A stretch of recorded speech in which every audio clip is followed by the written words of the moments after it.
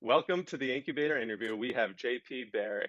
JP is the CEO of MiningStore, which is one of the biggest crypto mining companies in the world. And he's been in the crypto industry since 2011.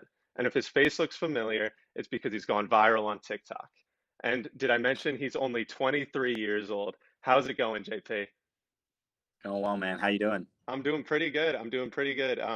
This is actually the first person that I've interviewed that I've actually met in person.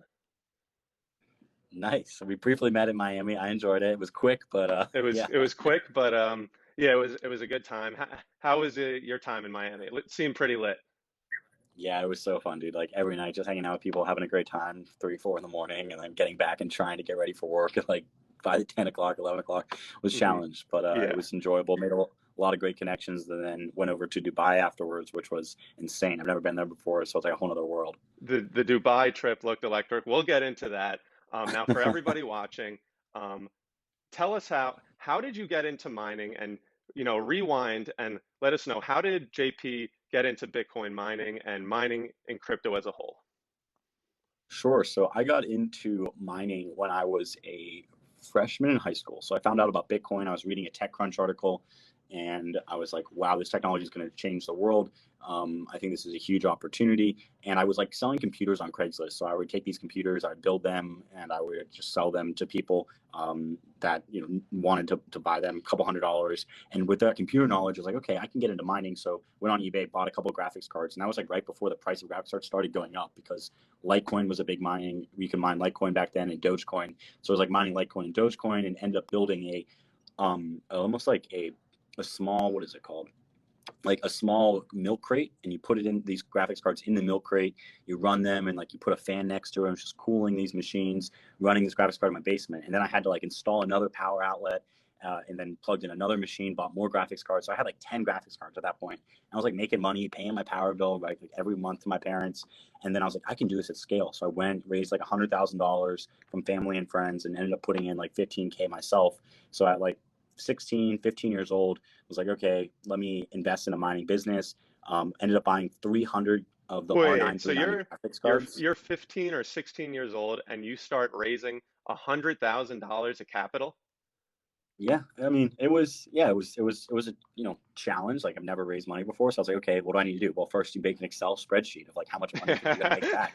And at the end of the day, like we were mining 500 Ethereum a day at the start of the operation, and just like plugging in these machines, like we built them at my friend's house and put them all in a van, and then drove the van to this place called in Graham, North Carolina, like a couple hours away. Plugged them, set up the machines, and then started plugging them in, and we turned on the power, and then all the power supplies just exploded because we forgot to switch the voltage from 120 volts to the 240 that like the power that the company used there, the three phase. So in like the next, like we're talking like we probably turned it on like 2 in the morning. We worked like all day long, So plugged in what at 2 year is a.m. Like this?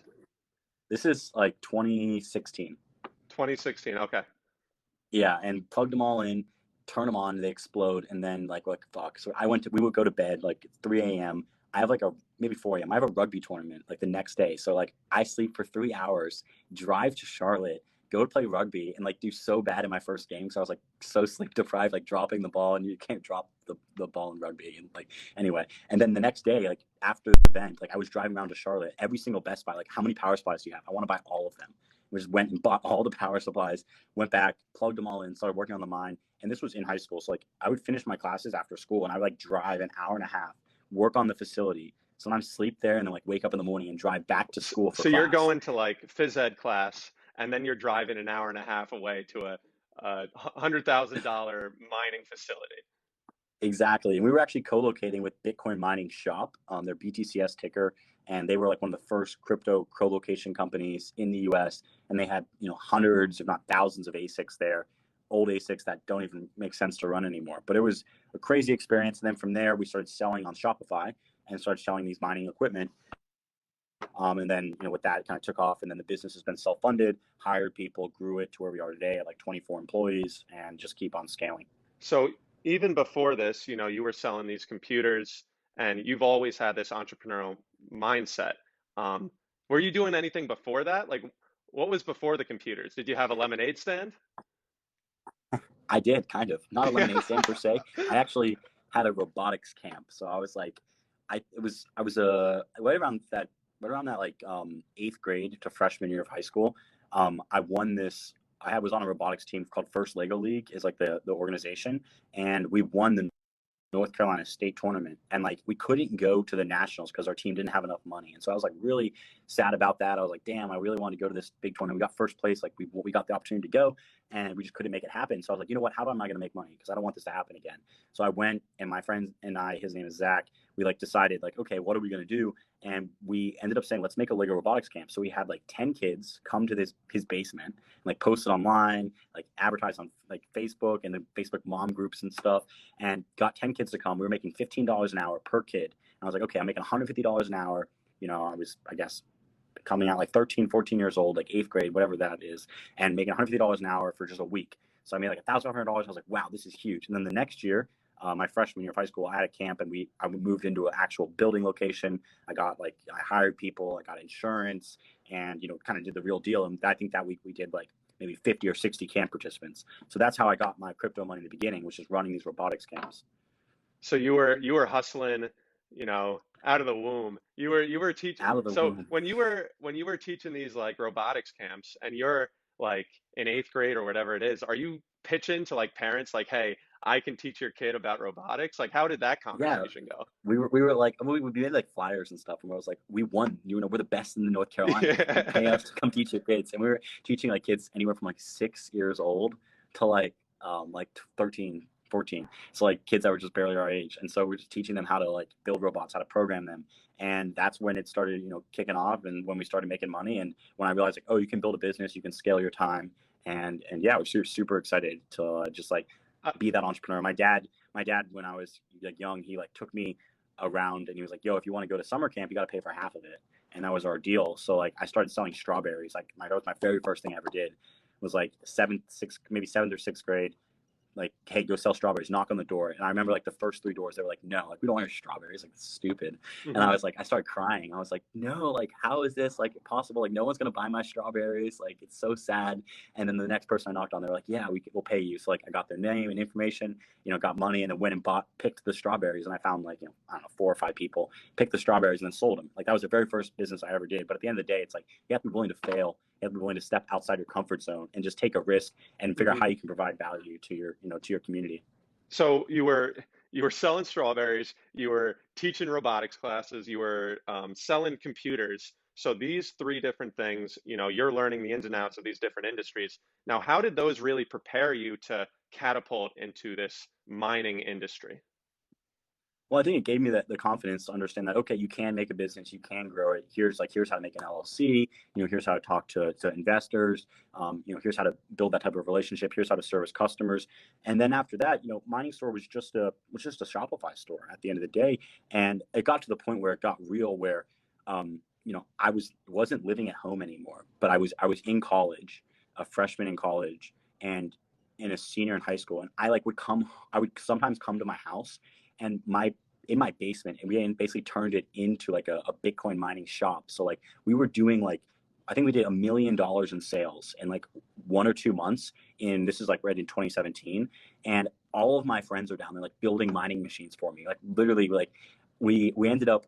I installed like a whole new service into my house for power, and ended up like running power down to a shed in my backyard, and built like a mini data center down there. And we were like testing Are machines, are your shipping them out parents all across the are your US. parents like JP? What the hell? Like if my parents barely know what Bitcoin is now, and like I can't imagine whatever the year this was. Like they're like JP, what the hell is going on in our basement? Is this legal? Like what is this? Well, I mean, they knew like what I was doing. I asked them, and it was legal, and it was like great to keep my overhead down. But I mean, it was unreal. Like, yeah, like eight of my friends, like I hired them, and I had like someone managing them. So like I wasn't even there. Like most of the You days, had a like security I, guy at the door, like checking IDs, like exactly. not letting your parents into the basement. They're like, "Who do you know here?" It's like, "This is my house."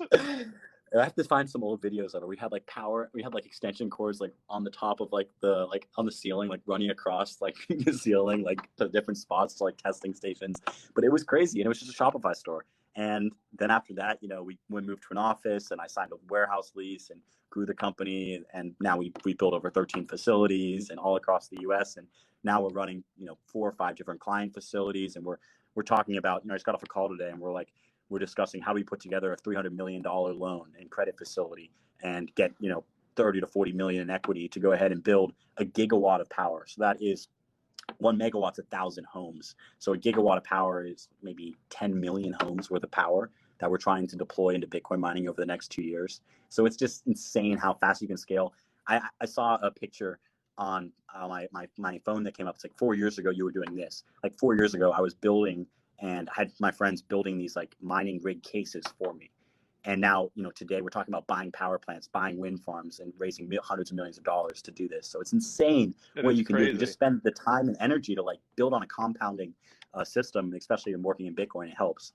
Yeah, especially the growth here. I mean, I think the lesson, at least like the takeaway, is that, it didn't happen overnight, that you are 23, but you have been doing this. You have been, you know, in this business industry for a while now, and you've tried and failed with selling strawberries, these robotics classes, and all these different things. And through this experience, you were able to take that leap of getting this $100,000 loan to open a Bitcoin or whatever, facilitate these new mining facilities. Like that didn't just happen. But then on the other end, it's like it happened fairly quickly.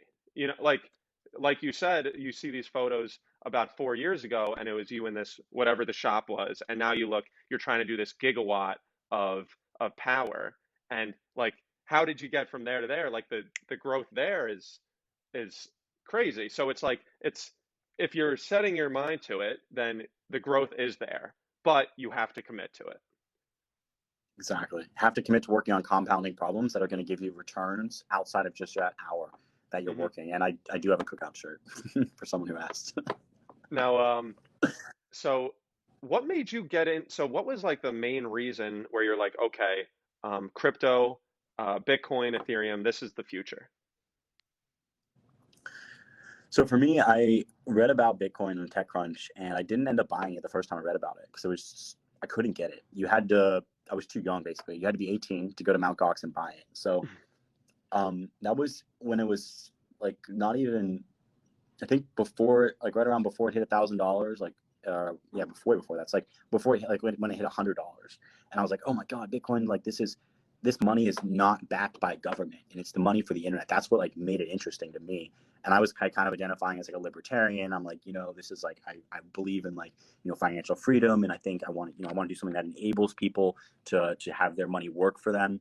And then I found about Bitcoin, and so I actually went to my mom, and I was like, Mom, I need your passport because I want to buy some of these Bitcoins, and I'm too young. So like I'm gonna go upload your passport to like mountgox.com and like buy Bitcoin on like this the gathering exchange for selling and buying cards, and then wire money. So I go to the bank like, hey, I need to wire money to China, and like go down, like give them the wire instructions and like send it over. And then I sent like all my money, like I put everything. I was like, you know what, I'm gonna commit like basically 80% of my funds to it, bought a bunch of Bitcoin, got like 100 Bitcoin. I was like, you know what, this is awesome. And I started trading it, started playing around with it, started buying altcoins. And then I realized like, oh, Mt. Gox is going to go bankrupt. Like, I think the Right. writing was on the I wall was for people waiting that for were like that. I was like, because in the like for everyone who community. is listening, I don't know if they're aware of Mount Gox, but I was like, This story it has to take a turn at some point."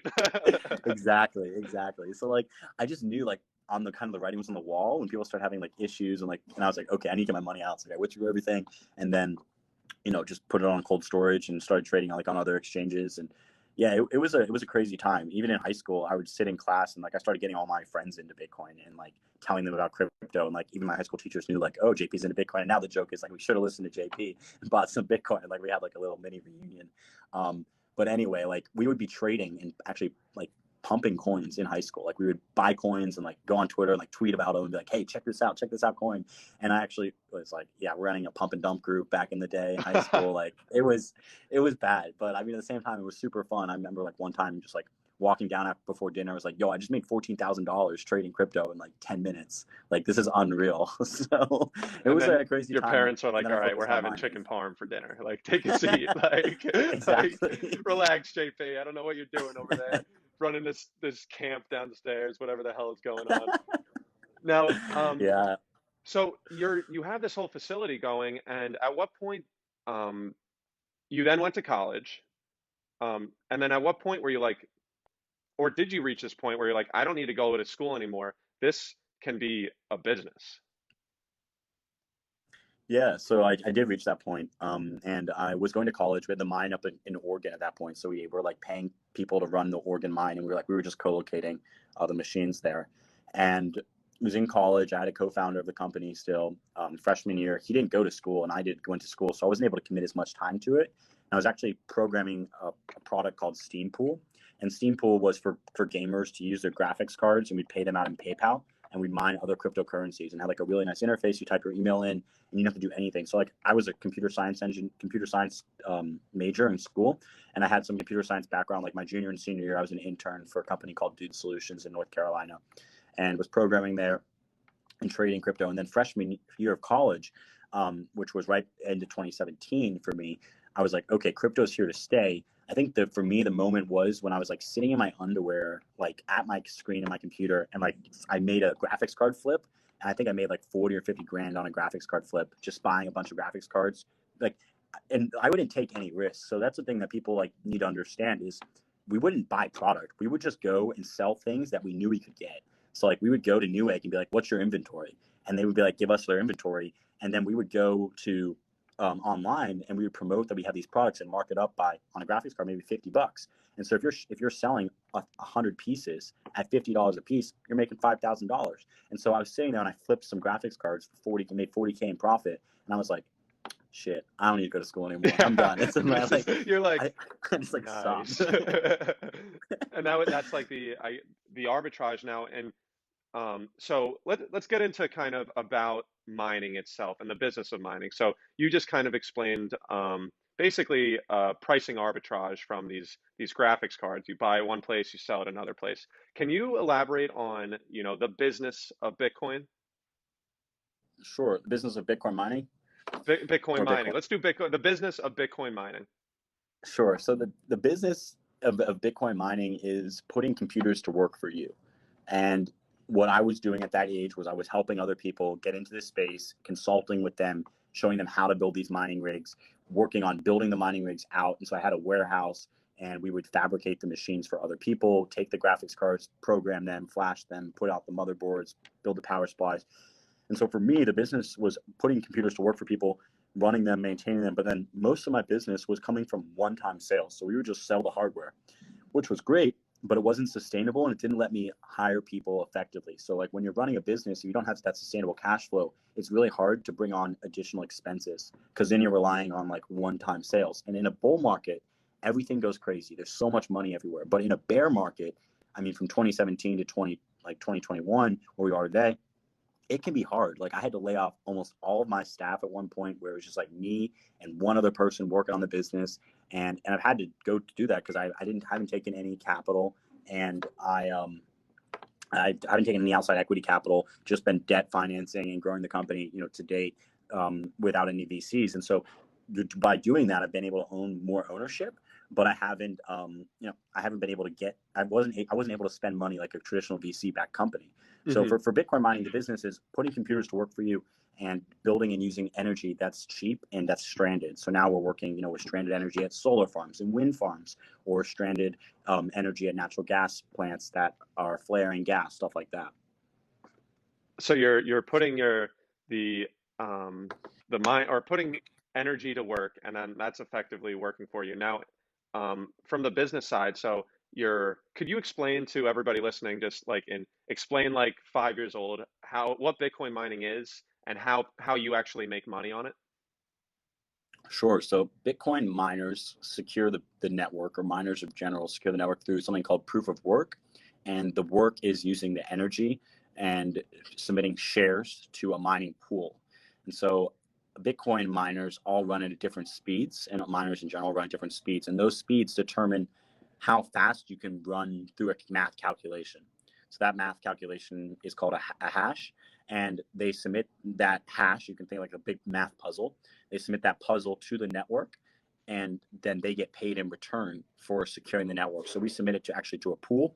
That pool then takes all the hashes from all the miners across the globe inside the pool, and then it submits it to the Bitcoin network. And the goal is to find a block. And blockchains are made up of a bunch of blocks that are stacked on top of each other. So each block, when you get it, has new coins. And so if you find a Bitcoin block, in return, you're going to get some of those coins, or the pool will get some of those coins. So for us as a Bitcoin miner, we plug the computers in, we configure them. We first have to find the computers. And in addition to that, we keep them cool. And so running one computer is easy. Running 1,000 computers is a full-time job and takes multiple people to do.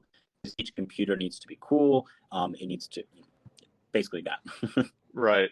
Yeah. And now, yeah, so like to summarize, you're basically, you're using this power to, in like a ELI 5, like to solve a puzzle, and then the whoever solves the puzzle gets awarded Bitcoin. And you work with pools in order to, team up and join forces to try and solve this puzzle quicker. And then that pool is then awarded, and then you're awarded a portion of that reward.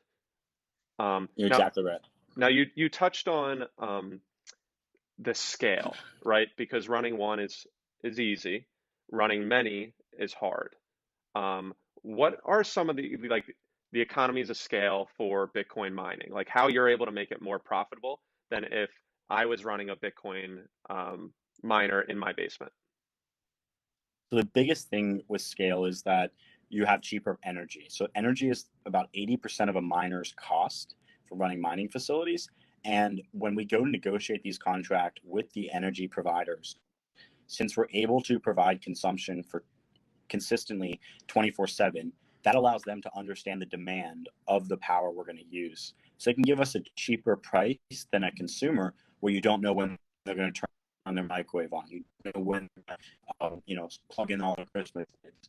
So we have a power for one, and that's how consistent we're being power. So what we're doing on our sites is we're deploying them at scale, using power consistently, and just because using a lot of power, just a lot of power. And now, so the consumption. Correct. I think I lost you for a sec. We good now? I think we're good. Yeah, I'll work on moving to a better spot with some better connection while we're talking now. Beautiful. Well, yeah. So you're able to because the grid itself is a business too. So from their perspective, they prefer having the consistent energy usage from your facilities, and they're able to provide a better price and a better quote because they get a consistent source of power usage. Exactly. And okay, so now as you're scaling up, and now one of the problems or one of the things that you mentioned is actually the renewable energy that you're going to try and leverage or you are leveraging. Can you touch on, I know this is a hard thing to touch on while you're relocating spots, That's okay. but once we get to a good spot, touch on the importance of like renewable energy for Bitcoin and some of the environmental considerations for Bitcoin mining. Yeah, so for us with our sites that we're deploying, we're focused on, let me actually sit over here. We're focused on using clean energy. And the nice thing about our energy usage or kind of our usage patterns is the fact that since we're always using power consistently, we will turn off our Bitcoin mining units when they need us to give the power back to them. So that means instead of having to turn on a coal plant or instead of turning on a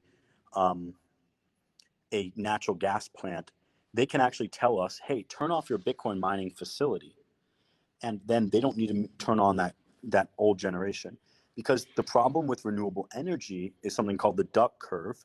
And that's the fact that all of the power comes on the sun in the day, and they don't actually have a flat power generation. So things like coal, hydro, natural gas, it's a flat generation. But the solar and wind, it peaks and goes up and down. And so it's hard to match the demand of the consumers with only renewables. So for us, we provide them almost like a guaranteed consumption rate. So that means they can ensure that they can build more renewable energy because they know we're going to take that power consistently and buy it from them. And so that's why it's so important, is because we will buy that power 24/7. But if for some reason, like in Texas and ERCOT right now, they're telling people to turn off their, to conserve energy. So during those times, during those times, energy is scarce and it's expensive. But about 95% of the time, or 99% of the time, the energy is abundant and it's cheap. And so there's only a small portion of the time where we have issues on the grid. And that's the portion where we actually will turn off and give that energy back to the grid so that they don't have to turn on more power generation. So we kind of play with that game, and in return, they'll pay us to do that. So that's super interesting. So effectively, because of the variability of the energy production from these renewable energy resources, if there isn't Bitcoin mining, then you could almost, if you're building out these facilities, you would be decentivized because there wouldn't be a constant consumer of the energy because you didn't have like that baseline. But by having Bitcoin mining facilities, that incentivizes the government or whoever's building it to build these renewable energy facilities because now there will be a consumer that you can then sell the energy to. Whereas if they weren't there, that wouldn't be the case, and it could be less beneficial. You're exactly right. And so what Bitcoin miners do, or what Bitcoin mining does to the energy market, is it takes a commodity that is a local commodity, because energy has to be sold locally, and it makes it a global marketplace where now that energy doesn't have to be sold to the local retailer. It can be sold to this Bitcoin network anywhere in the world. And so, for example, right now we're working on a deal in Pakistan where they're building out a 1.3 gigawatt power plant, and we're working with them to use 200 megawatts of their power. And during the night and day, they can now overbuild the power generation so that we can use it. But then when they need it to like get those really hot summer days, they can take it from us, and we don't need that power, and we turn off our machines. But at night when no one's using the power, it's not a problem. We're using it all, and it doesn't cost anything extra. So they're actually able to overbuild generation and have us be a flat consumer, which is changing how power facilities are being built and how power is consumed across the globe. Like in El Salvador, they're talking about using geothermal energy. Hmm. And that means they could build a massive geothermal plant. And what they could do is they could basically build this massive geothermal plant, and it wouldn't be cost effective unless Bitcoin miners were there running at that facility. And when the Bitcoin mining units are when the citizens need the power, they tell Bitcoin miners to turn off, and they give the power back to them. So that right there is a key component to Bitcoin mining and how it helps the grid out. And that El Salvador example where they're using geothermal energy, if it wasn't for Bitcoin miners, that facility probably never gets built. And as a result, Exactly. the energy that's produced from this renewable energy for the actual community or whatever, which would have traditionally been fossil fuels, can now be geothermal, and it can be profitable for them to actually have this facility. But without Bitcoin mining, that never gets built. 100% right. And to answer some of the questions, our facility is in Iowa, and I have been mining Bitcoin since 2016. Actually earlier, like 2013. So as we're talking about the pros of Bitcoin on the environment, a big narrative in the mainstream media is that Bitcoin is actually bad for the environment. Can you touch on this? Yeah, I mean, the narrative is energy usage is bad. And that narrative needs to be pushed, or is pushed, by the government and environmental groups, because the reason why, I mean, it's pushed, I don't know why it's pushed. It's pushed because of a lot of things. Because energy is the backbone of societies. When you start looking at how the world is built on a level of like bonds, economics, you realize that a lot of the world is built on the trade of oil and trade of gas. And so I think the world's changing. We're moving into trade of electricity, and the world will be built on this electrification of the world. And we're seeing that with Tesla and with other people moving this forward. The narrative is misguided because energy is abundant. the sun alone could provide enough power for the whole planet, and just like this putting solar panels in the size of like maybe Delaware, like very, very small amount of land for the whole world. The problem is actually the consumption is not consistent, and that the generation is too far away from where the consumption is. That's why we have energy problems. And I challenge everyone to go check out something called the Energy World Index, or the Energy Global Index. And basically, it's an index that says, depending on how stable your electric grid is, depending on how cheap your power is, affects the GDP, directly affects the GDP of the country that you're in. So countries that don't have a stable electric grid can't have GDP, or don't have an increased GDP. You can look at the problems, what happened in Houston, the billions and billions of dollars lost in Houston, Texas, when ERCOT went down. People didn't have heat to heat their homes. People couldn't get on the internet. They couldn't do work. So it's, without having a stable grid, there's massive amounts of problems that are created. The grid is a very complex thing. Most people don't think about, where is my energy coming from? They plug their phone in the wall, and it's charging just like that. But there's actually millions of people that are responsible for keeping the grid operational and for ensuring that this whole system works. And the only way to build grid resiliency is to increase production and consumption of power on the system itself. And that's what Bitcoin miners do. Now, production and consumption. The production is obviously or producing or facilitating this energy. Now, the consumption is what Bitcoin miners, that's where they come into play, the consumption side of that. Correct. And now, so yeah, basically that energy is used for to facilitate the growth of the economy, whatever it is. Energy is leveraged for this. And now, basically, yeah, with the solar panel thing, it's about transporting the energy from this place, and you just can't do it. And so, like the size of Delaware, I wasn't aware of that fact. That's a phenomenal fun fact. Yeah, I mean, the problem isn't the fact that we can't make energy, or that there's not enough energy. The problem is that there's not enough uh, energy where it needs to be, and that the consumption isn't steady enough to build in supplies, or to build in resiliency. So that's why Bitcoin miners actually help the grid out by using the energy consistently, as I mentioned. We're also seeing that the incentives for energy are crazy. They're just not aligned with what the usage actually is. So if you look at energy consumption, or energy generation, and the incentives there, the government pays every wind farm $25 per hour per megawatt for the wind blowing and for generating power. Now here's the hint, and here's the trick, is they don't actually need to sell that power to anyone to make money. They can just generate the power, and sometimes they actually have to sell it for a loss. So there will be, what happens at night in like Oklahoma and Texas is the power is going into negative pricing because no one wants to buy it. But they're able to sell it negative because of two reasons. One, they don't have any fuel cost, right? Because wind and solar is free, there's no fuel. Number two, they're already getting paid by the government. So therefore, they don't care if they sell the power for a profit, they're just willing to sell it. So the problem is, what do we do with all this negative energy, the power that's trading at a negative rate? That's the problem that these energy companies have, because the incentives are so messed up. They don't incentivize people to move the power and sell it to a consumer. They incentivize people to sell it into the wholesale markets, and the wholesale markets are way different than the retail markets. And so at the end of the day, the consumer gets screwed, and the private equity companies like BlackRock, Vanguard, are the ones that are making money because they invest in the wind farms, and for 10 years they're going to get 8% return on their capital. And guess what? The Federal Reserve is giving the private equity companies money for 0%. So they're making 800% on the money that they're borrowing for nothing to build wind farms and solar farms in the middle of nowhere, that for no one to use the energy, to make the rich richer and the poor poorer. And that's it. That's the energy game. And And they're Bitcoin just miners are coming in and incentivizing saying, you to build out, yeah, these things that have no consumers in the middle of nowhere.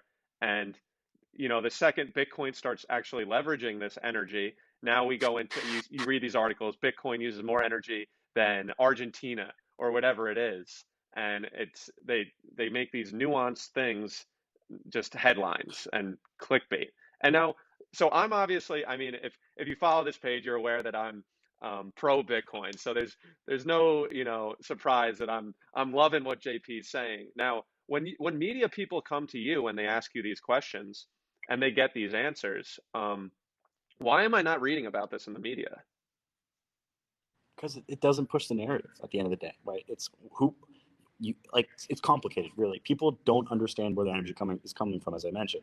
So understanding that the incentives behind the system is not the story they're looking for. They want to hear the headline: "This energy usage is bad." And like I said, we live in an abundant world. Energy is available everywhere. The problem, I think, that well, not the problem. What the solution is that we have over the next years is generating more clean energy, putting in nuclear, and getting energy to become more accessible. And that's going to become through energy monetization, through Bitcoin mining, and through other means of proof of work algorithms.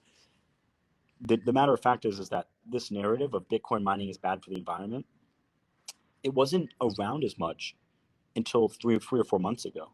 If you actually search and you look back in some of these titles and headlines, if you look up Bitcoin mining, like is bad for the environment, or Bitcoin mining energy usage is bad for the environment, you'll notice there's a bunch of articles from news outlets that are the exact same headline, and you can just copy that headline and search it and paste it, and you're like, oh, this is a coordinated attack on the community. This is coming from massive media companies, massive, like, there's money behind this attacking Bitcoin because they want to, they're incentivized to. And you just realize, oh, everyone's saying the same thing. Like, this is just one PR move. And that's kind Mhm. of what happened after Elon, came out and mentioned his thing, and kind of the same play. And there's a lot of people that make a lot of money from doing this. Like, if I believe Bitcoin is $65,000 and it should be worth less, I can put $1 billion short on Bitcoin, and you might be able to make 5, 10, $20 billion by putting out this press release and crashing Bitcoin. So there's a lot of incentives to putting out false information. And a lot of the arguments about Bitcoin's energy usage, they're basically lying. Like, the facts are not even true, and they're saying things that are completely false that you can't even, like, basic research would show that that isn't true. Mhm. One of the narratives you mentioned it, how Bitcoin's proof of work. Another thing that we're seeing in the headlines is like proof of stake and how that's consumes less energy.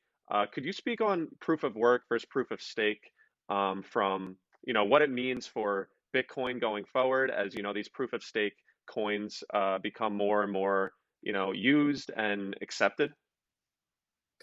Yeah, I mean, so proof of stake is another way to do consensus. Proof of stake is consensus by proof that you own the coins. But the problem with proof of stake, in my opinion, is there's no real world cost to it. So if I have a proof of stake network, the cost to get the coin is to run a server, one server, and that server can be run by Amazon, and I'm going to be staking my coins, and I'm paying $5 a month. But now, what does it say about the value of those coins that are generating? What does it say about the scarcity behind those coins?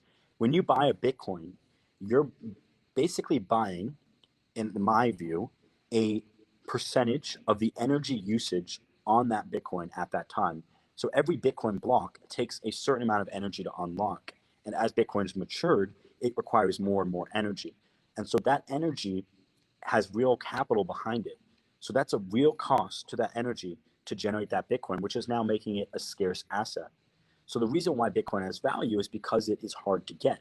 If everyone could have a Bitcoin, like some of these coins that people were asking about, if everyone could have a Mina coin or something, Yeah. then it doesn't have any value. It's all marketing. And that's what 95% of crypto projects are. It's pump and dumps in marketing. And so there's the problem right there, is if it doesn't have real value and took actual cost to extract that energy, to extract it from the network, it's not going to be worth anything. So proof of stake, in my opinion, is more of like, let's make the rich richer. Because if I have a 10 million coins, I put it in proof of stake and I'm going to get 5% of my 10 million, versus if I only have one coin, I'm only going to get a little bit. Also, proof of work systems have real effects on the economy. We're sending machines across the world, installing them, plugging them in. That's providing jobs to people in China who are making the machines. It's providing jobs to the engineers who are designing the machines. It's providing jobs to the people that are shipping the machines across the world, who are flying them. It's providing jobs to the local UPS guy who's dropping off that package. It's providing jobs to the electrical engineers who we have to pay to hook up the transformers. It's providing jobs to the technicians in the facilities that monitor and manage it. It's providing jobs to the software engineers that are running the software the Bitcoin miners use. For proof of stake, there's no jobs created at all. You have one person, the software developer, and it's just completely different. When you have to move physical goods across the world and plug them in and install them, that's where jobs are created, and that's how energy is expended. And if you look at the amount of value that's created by every kilowatt of energy. I think Michael Saylor mentioned this. He said, for every X amount of watts of energy, Google creates this much value. When Bitcoin was almost 4 or 5 times what Google does for every watt they create in their data center. Because at the end of the day, energy is a fundamental building block of the world we live in, and it's a fundamental building block of how value is created. And you can't say it's not, just from everything we see around ourselves. And that's including real estate. Why does real estate have value? Well, because it's hard to build. It took a lot of energy. Hmm. I think Michael Saylor, I think he has a quote where it's like, you're betting on thermodynamics. Like when you're betting on Bitcoin, you're betting on thermodynamics and energy. And to your point that the proof of work isn't a bug, it's a feature with Bitcoin. And that's what makes it valuable. The fact that you need this energy and you can't just create another Bitcoin. You can, but it's not Bitcoin. Um, now, so proof of stake versus proof of work, right? And now um, that's kind of, the other realm for Bitcoin, right? And the people say, or what you have Ethereum, which is proof of stake, and these have these smart contracts and everything. Do you think that that could affect our day to day more than that of Bitcoin? No. Yes, no, because Bitcoin has the capability to do smart contracts, and with Taproot, there will be smart contracts built on top of Bitcoin.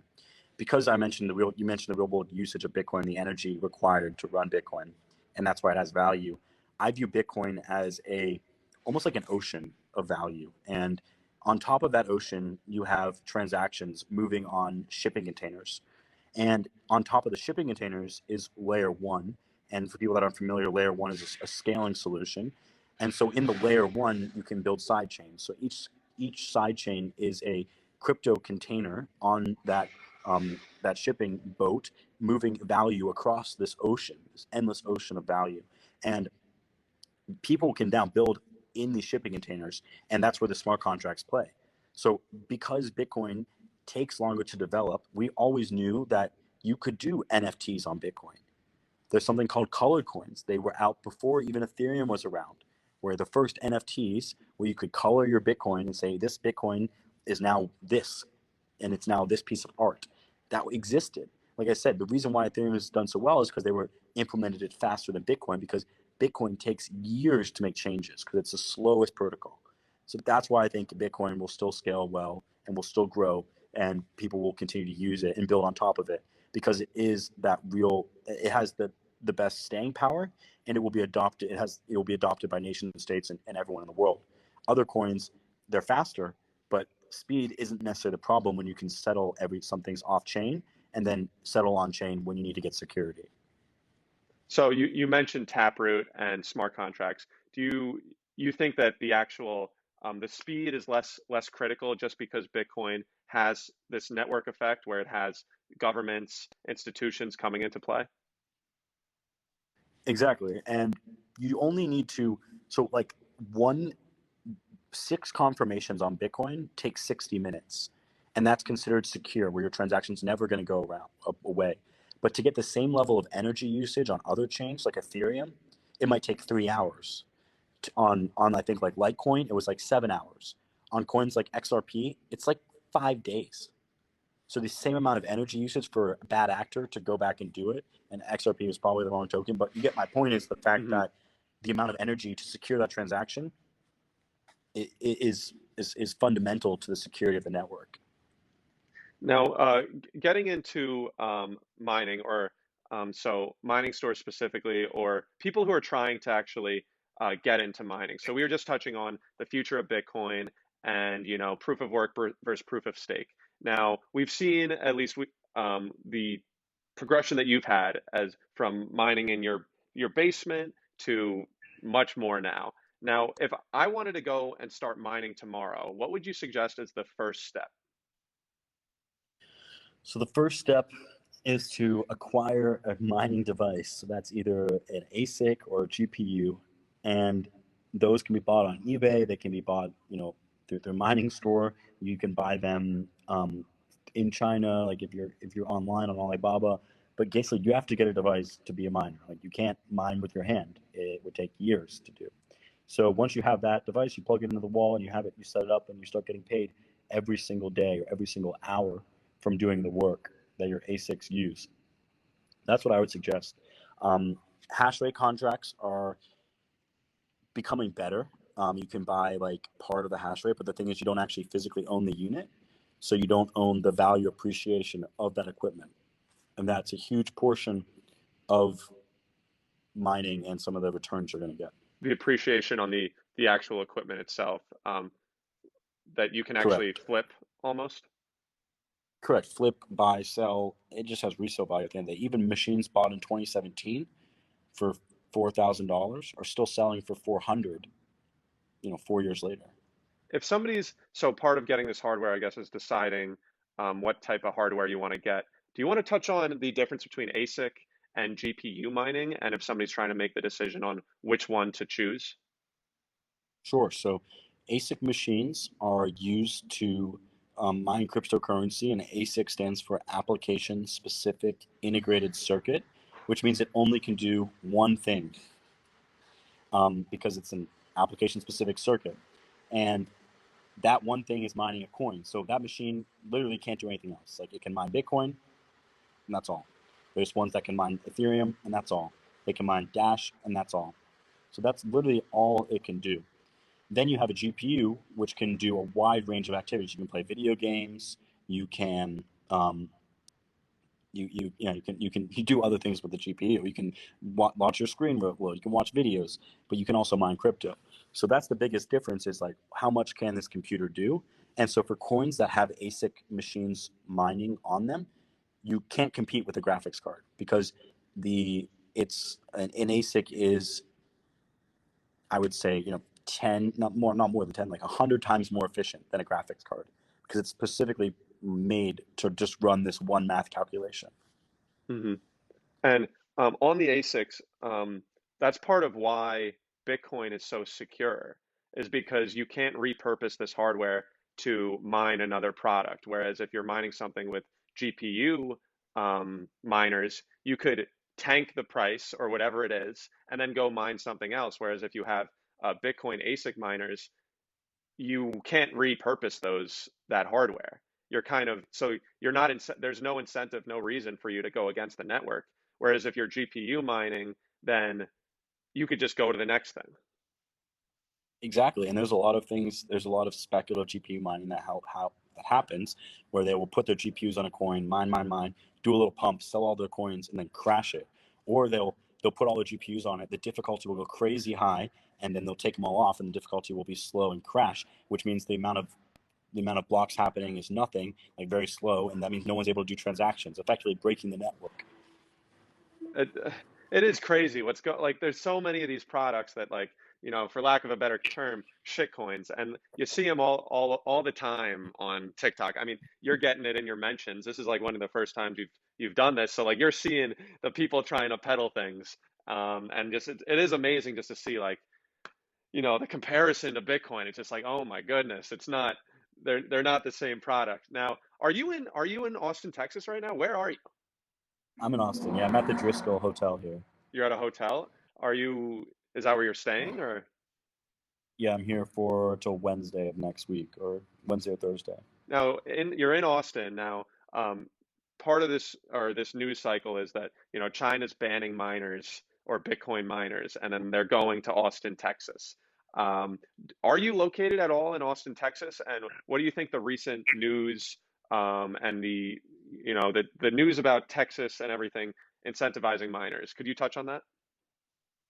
Yeah, so I am in Austin, and the news is true. Bitcoin miners are leaving China, and they're looking to come to the U.S., to Norway, Sweden, Kazakhstan, Africa, really anywhere they can find cheap energy, and they're coming in masses. Like, just in the past probably month, the Bitcoin mining network went from 175 exahashes to 127 exahashes. So we lost maybe 50 exahashes worth of hash rate, which is close to a million homes worth of power, if not more, because of the Chinese shutdown. So we're seeing those units come to China, people looking for space, looking to lock up that space. So that's part of our plan to grow to a gigawatt of mining capacity, is because of the necessary opportunity or the need for miners in China to come here and run their machines. We don't have any facilities in this part of Texas, but we are building facilities up north, up by the Panhandle in Texas. So the news is true. And one of the interesting things that I at least thought of, like the FUD about China banning Bitcoin, is I thought it was like almost the opposite. Because part of the like the arguments against Bitcoin is that, it was centralized in China and that it uses non-renewable energy. But then when they banned it in China, it's like you're defanging both of those arguments. One, you're moving it out of China to these other locations, and two, those people are also incentivized to leverage renewable energy just because of this narrative. So now they're going to move and probably locate somewhere where there's cheap energy, which is most likely renewable energy. So it defangs both of those arguments. And I was seeing this news and I was like, isn't this bullish? It's all bullish, dude. It's great. The prices, I mean, the people that know where Bitcoin's headed, like, it's going to be at $100,000 in three to 6 months, and people are gonna be like, "What happened? Why didn't I buy it at 37? Like, what happened? What am I thinking?" Right? But that's where we're going, and that's how fast this is growing. So the concern is like, we always need somebody to complain about, and Bitcoin mining's energy usage has been something great to blame. But as I mentioned, the energy companies and the energy generation products that have the lowest cost power are the ones that don't use any fuel. Like, that's common sense. If you don't use fuel, you have no costs. You only have the cost of your capital. Okay. So and by the way, right, no one can go to these places because no one's using the power, or these places where the power is getting put up. So Bitcoin miners have every incentive to go there because it's the cheapest power, and 80% of our cost is energy. And we are location agnostic because we just run servers. We don't need to build populations and data and have a city. And so at the end of the day, it's 100% bullish. Yeah, it's amazing, and it's a free market, and yeah, you're location agnostic. I kind of like how you say that, and you're just going to go where it makes sense, and whether that's the United States or like Norway or wherever it is, it doesn't matter. So like, and that's also why I think the idea, and obviously one of the elephants in the room is like, government regulations, specifically in the United States. And I always just think like, sure, that could happen. But Bitcoin and crypto, it's more resilient than the United States. I know we like to think that we're the center of the world, but that's just not the case. Like, it's just not true. And you see El Salvador, like, embracing Bitcoin, and countries are realizing that there's the potential for money to flow to our country if we incentivize these businesses to come. So if you're a country with like a small GDP or whatever it may be, you're like, come on in. Let's have a party. Let's have a Bitcoin party, because they know the money that's in the industry, and it's location agnostic. So you don't need to be in the United States. You don't need to be in China. Like, and so the resiliency will be across the globe, and somebody will embrace Bitcoin, and we're seeing it. There's a lot of countries that are going to, and like Panama just had something that they want to make Bitcoin legal tender. El Salvador opened the gate to a conversation that the World Bank and that the powers to be in the United States never wanted to happen, because Bitcoin is freedom. Bitcoin mining is opportunity. Bitcoin mining energy usage is good for society. Stable grids build GDP, build value, attracting businesses. And right now, the countries are getting screwed outside the US because the dollar, we're printing so many dollars, and that's affecting their business. And that's affecting their communities. That's affecting their currency. And their debt is denominated in dollars. So the nature of the conversation needs to be, how does Bitcoin mining help people come and grow their wealth and income? So one of our big things at MiningStore is to build Bitcoin mining into a video game, where anyone is going to be able to buy and sell and trade Bitcoin miners on their phone, and basically sell Bitcoin miners, become a technician, work at one of these facilities, and do it all from their phone. And the goal is that you're basically like an Uber driver. You wake up and you're going to say, okay, I'm going to start making content about Bitcoin mining, because I want to show the world that it's good for the world. And this is important, that we're using energy, that we're using clean energy, that we're creating value. Bitcoin mining has grown and will continue to grow by 4x, 4 to 5x every 4 years. So in 2017, the Bitcoin mining revenue was $5 billion for everyone in the world. In 2021, we expect that number to hit $25 billion. Right now, it's right around $15 billion. Right, this is money, not government incentives. This is money coming from this thing called Bitcoin for securing the network. Right, so that's $25 billion that can go into the pockets of the people. In 4 more years, and when Bitcoin hits $1 million in 2025, that's going to be $100 billion of revenue going to Bitcoin miners. That can go into the pockets of every single one of these people watching this channel and anyone in the world. And all they need to do is have a smartphone to share the message. So my goal is to change those incentives to make it so that we're all playing a fucking video game. We get all the influencers in. Like, instead of them doing boxing matches right now, they can come show Bitcoin miners and make way more money than they can ever do in a boxing match. I'm excited for it. And And what you mentioned, one number that stood out to me was it's 5 billion this year and then 25 billion. well, it's Um, 5 billion in 2017. Now it's 5 billion already in at 15 2017. billion. And then what Yeah, was we're the already at number this 15, year? 25 billion this year, and we're already at 15 billion right now. And I think we see this a lot with people who are trying to get into crypto and they're like, "Oh shit, I'm late." You're not late. You are the farthest thing from late. I'd still say you're early, and like these numbers just echo this. Like it was 5 billion in 2017. It's 25 billion today. Where's it going to be in 5 years? And like you're not late to the party by any means. And the industry is evolving. It's exciting, and it's the right place to be. Now, And so you here's just the mentioned on exciting it thing. now, MiningStore, an app you wanted to. Well, I was going to say, here's the exciting thing about this is that Bitcoin miners are physical infrastructure, and our world is built on debt. So just like you can get a car loan, MiningStore just over the past week originated our first loan to a client, and the terms we gave were about the same as rent as leasing. It was basically 5% interest. So all the other crypto companies right now are 12, 13% interest in 2 years. Our loan we were able to originate with a banking partner in the United States, backed by the SBA, the Small Business Association, was 60 months for 5% interest. So that means you can give me $10,000 and I can get you $100,000 in debt and get you way more Bitcoins through the mining process than you would be able to get through buying it originally. And that's game changing. So MiningStore is going to start originating massive amounts of loans for people through this app and just like basically get money printing machines to everyone. That's our goal. And if you need a dummy, if you need somebody to somebody to I'll get my sales guy. We can send you some more info well, on it. Yeah, we're starting to is bring it on Zach? influencers. Yeah, just reach out to Zach. He'll get you hooked up with it. Well, I because everybody who's watching, this is a funny story, but so how do I know JP? So I know JP through Zach, who you mentioned him a little bit. You were doing your basement shenanigans with him. He came in once we had a warehouse, but Oh, yeah, so he's not day one, he's day two. you can say that. Yeah. Anyway, so Zach, JP's day two.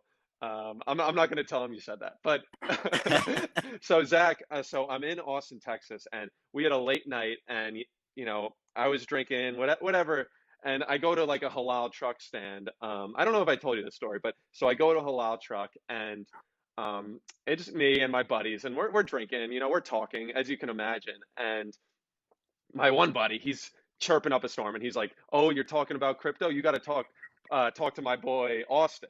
So it's me. I'm like, "Jesus, what am I getting into?" And then from across like the food hall, somebody else was like, "Oh, you got to talk to my boy Zach." So I like look, and immediately it's like, "Huh, who is this guy?" It's like a dick swinging contest. I'm like, "Who's more crypto?" Like, and then I'm like, at this, I was like, I start talking to him and like I'm like who is this guy, like whatever, and then I realized that I was like, oh shit.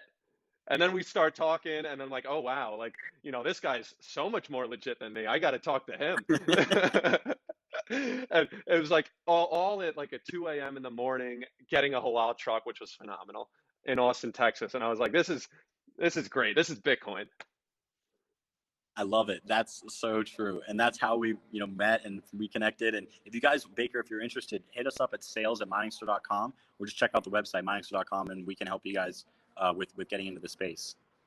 Yeah, that is an awesome initiative, and I know you're super busy. This was awesome. We're gonna touch base on that because me personally, I'm in real estate, I'm in e-commerce. I like this passive income, and nothing makes me excited more than making Bitcoin without passively. That gets me excited, and I think everybody in my chat is just as excited.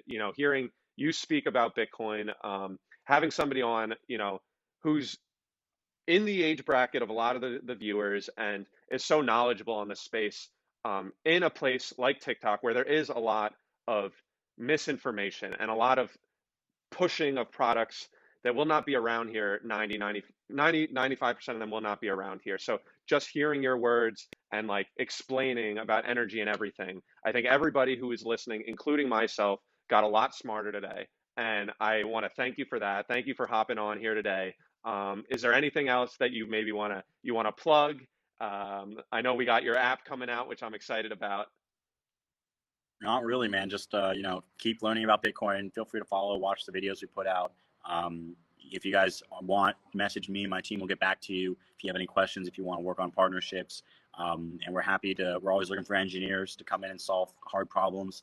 If you want to be a technician, we got facilities all across the United States, Colorado, Pennsylvania, Oklahoma, that we're looking for people that are well trained and are looking to learn and have a good computer background. So hit me up. Thanks again for the time. It was amazing, Austin. I appreciate it. Yeah, I'm excited to watch you grow. And this won't be the last time we talk. Unfortunately for you, you know, we met No, in not unfortunately. Miami, I enjoyed it. and this obviously is like a little bit different. We met briefly in Miami. This is the longest conversation we had, but you haven't heard the last of me, unfortunately for you. And I'm excited. And to double kind of what you said, in the incubator, like if anybody is interested in anything that JP just mentioned, a job, whatever, um, let me know, and then I'll let him know, and we can get that shaken because clearly he's got facilities coming out the ass, and he needs all the help he can get. So I All the would help love we can get. love to help with that as well. No, thanks again for having me on, guys. Thanks again for listening and watching around. And we're excited to connect and excited to keep learning about this space. Awesome, awesome. Yes. And if you have any questions kind of on this interview right after this, I'm going to hop over to the Incubator Discord, which is linked in my TikTok bio. You can ask me any questions on immediate reaction, what I think. And so hop over to that, click the link in my TikTok bio, and we'll get talking over there. It's been a pleasure, JP, and I'll talk to you soon. Thanks again, my man. Talk to you Peace, guys later. brother. Bye-bye.